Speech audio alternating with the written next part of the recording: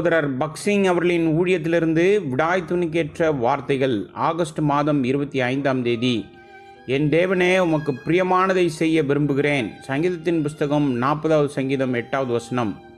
சங்கீதம் 29வது அதிகாரத்தில் 3, 4, 5, 7, 8 மற்றும் 9 ஆகிய வசனங்களில் கர்த்தருடைய சத்தம் என்கின்ற சொற்றொடர் மீண்டும் மீண்டுமாக வருவதை பார்க்கின்றோம்.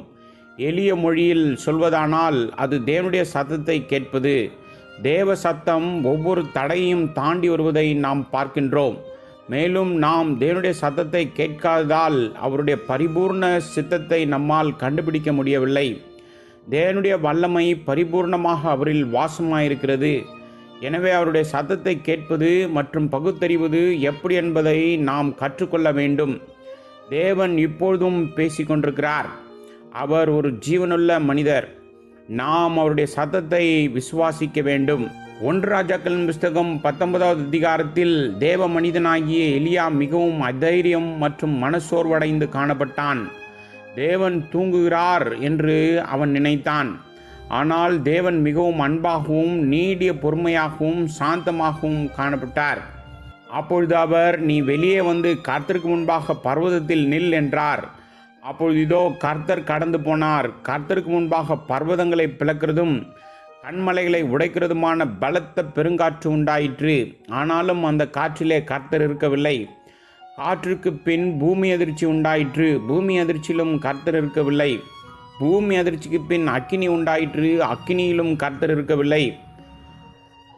அக்கினிக்கு பின் அமர்ந்த மெல்லிய சத்தம் உண்டாயிற்று. தேவன் எலியாவிடம் இவ்வாறு பேசினார். தேவன் ஒருபோதும் உறங்குவதில்லை, மறப்பதும் இல்லை. அவருடைய வழிகள் நம்முடைய வழிகள் அல்ல, ஆனால் நம் வழிகளை விட அவருடைய வழிகள் உயர்ந்தவைகளாக இருக்கிறது. தேவன் தம்முடையவர்களுக்கு என்ன செய்ய திட்டமிட்டிருக்கிறார் என்பதை ஒரு மெல்லிய சத்தத்தில் அவனுக்கு வெளிப்படுத்தி காண்பித்தார். தேவனுடைய சத்தத்தை கேட்பதன் மூலம் உங்கள் எல்லா கேள்விகளுக்கும் பதில் கிடைக்கும். நீங்கள் சூறை செடியின் கீழ் இருக்க வேண்டிய அவசியமில்லை. நீங்கள் மனசோர்வை உணர்கிறீர்களா? உங்கள் மனம் ஏதேனும் குழப்பத்தில் இருக்கிறதா? உங்களை சுற்றிலும் நடக்கும் காரியங்கள் உங்களை குழப்புகின்றதா? உங்கள் வீட்டில் அல்லது வெளியிலோ ஏதேனும் சிக்கலான பிரச்சனைகள் இருப்பதை நீங்கள் உணர்கிறீர்களா? இதற்கெல்லாம் பதிலை பெற நீங்கள் தேவனுடைய சத்தத்தை கேட்க வேண்டும். அதுதான் உங்கள் பிரச்சனையை தீர்க்கும்.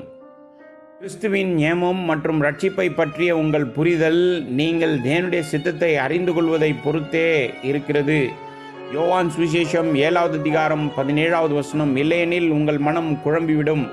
நீங்கள் தேவ சித்தத்தை செய்யும்போது இந்த ரட்சிப்பின் உபதேசங்கள் உங்களுக்கு மிகவும் தெளிவாகவும் எளிமையாகவும் சாதாரணமாகவும் இருக்கும். தேவ சித்தம் நாளுக்கு நாள் மிகவும் மகிழ்ச்சிகரமானதாகவும் புத்துணர்ச்சி ஊட்டும் ஒன்று வெளிவருவதைப் போல காணப்படும். பல தவறான போதனைகள் மற்றும் தவறான கோட்பாடிலிருந்து நீங்கள் மேலும் மேலுமாக ரட்சிக்கப்படுவீர்கள்.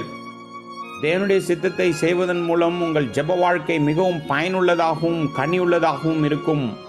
1 யோவான் புஸ்தகம் 5வது அதிகாரம் 14வது வசனம். தேவ சித்தத்தை அறிந்து நாம் மகிழ்ச்சியோடு துன்பப்படுவோம். பாடுகள் வரும்போது நாம் தாழ்ந்து பயமடைந்து உணவு எடுத்துக்கொள்ளாமல் பசியோடு கூட இரவில் தூக்கமில்லாமல் தவிக்கிறோம். பவுல் கட்டப்படுவதற்கு மாத்திரமல்ல, மரிக்கவும் ஆயத்தமாக இருந்தான். அப்போஸ்தலர் நடபடிகள் புஸ்தகம் 21வது அதிகாரம் 13 மற்றும் 14வது வசனங்கள். ஏனெனில் அவன் தேவ சித்தத்தில் தெளிவாகவும் உறுதியாகவும் இருந்தான். தேவ சித்தத்தை செய்வதன் மூலம் கிறிஸ்துவின் பரிபூரணத்தை நம்மால் அனுபவிக்க முடியும். கர்த்தராகிய இயேசு கிறிஸ்துவின் முழு வாழ்க்கையும் தேவனுடைய சித்தத்தை செய்வதிலேயே காணப்பட்டது. யோவான் சுவிசேஷம் 4வது அதிகாரம் 34வது வசனம், 5வது அதிகாரம் 30வது வசனம், 6வது அதிகாரம் 38வது வசனம், 8வது அதிகாரம் 29வது வசனம். வேதம் சொல்கிறது, தேவனுடைய சித்தத்தை கண்டுபிடிக்கும் அந்த ரகசியத்தை நீங்கள் கற்றுக்கொள்ளவில்லை என்றால் நீங்கள் ஒரு மதியினர். எபேசியருக்கு எழுதின நிருபம் 5வது அதிகாரம் 17வது வசனம். எனவே தேவ சித்தத்தை கண்டுபிடிப்பதன் ரகசியத்தை கற்றுக்கொள்வது மிக முக்கியம்.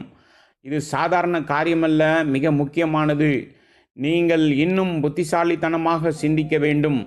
உங்கள் மகிழ்ச்சி, சந்தோஷம் மற்றும் கனிகள் இதை சார்ந்தே இருக்கிறது.